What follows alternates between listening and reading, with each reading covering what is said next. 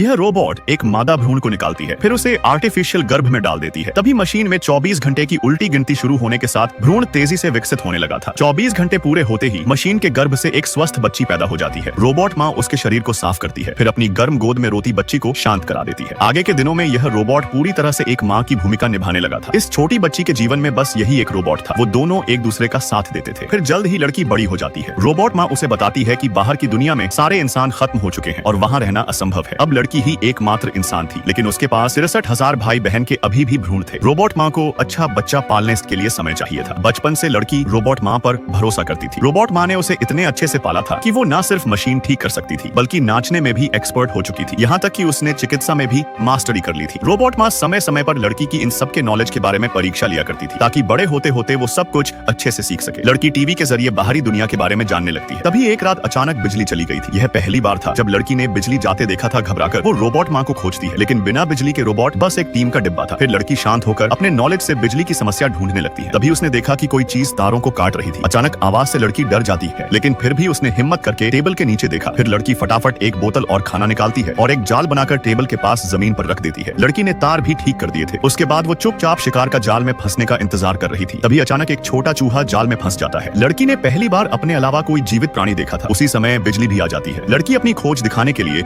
जल्दी से रोबोट माँ के पास दौड़ती है, लेकिन लड़की को नहीं पता था कि रोबोट माँ चूहे को सीधा भट्टी में डाल देगी। रोबोट माँ का ऐसा रूप देख लड़की के मन में संदेह होने लगा था कि क्या सच में बाहरी दुनिया रहने लायक नहीं है। पर रोबोट माँ उसे बार बार यही बताती थी कि बाहरी दुनिया पूरी तरह से प्रदूषित है। उसके बाद से लड़की के मन में संदेह बढ़ता ही जा रहा था। जब रोबोट माँ स्लीपिंग मोड में थी तो लड़की पहली बार रोबोट माँ की बात नहीं मानकर सुरक्षा सूट पहनकर बाहर जाने के लिए तैयारी हो जाती है, लेकिन दरवाजे के नजदीक आते ही दूसरी तरफ से कोई दरवाजे को पीट रहा था। लड़की पहला दरवाजा खोलकर दूसरे दरवाजे के पास जाती है और दरवाजे के उस तरफ इंसान के बारे में पूछती है। तभी एक घायल महिला का जवाब आता है। लड़की को नहीं पता था कि बाहर कौन मदद मांग रहा था। फिर भी उसने दो दरवाजों के बीच सुरक्षा सूट रख दिया था। फिर अपनी तरफ का दरवाजा बंद करके बाहर का दरवाजा खोल देती है, जिससे अलार्म की आवाज ने रोबोट माँ को जगा दिया था। बाहर से एक महिला अंदर आती है। दोनों एक दूसरे को देखकर हैरान थे। उसी समय रोबोट माँ तेजी से दौड़कर लड़की के पास आ रही थी। लड़की जानती थी रोबोट माँ किसी को भी अंदर नहीं आने देगी, इसलिए उसने महिला को पिछले दरवाजे में छुपा दिया था। फिर रोबोट माँ के आने पर लड़की झूठ बोलती है कि उसने बस दरवाजा खोला था और कुछ खास नहीं था। रोबोट माँ ने लड़की की बातों पर विश्वास कर लिया था। उसके बाद वो लड़की को परीक्षा के लिए लेकर जाती है। फिर थोड़ी देर बाद लड़की वापस दरवाजे के पास आती है और उस महिला को चुपके से घर के अंदर ले आई थी।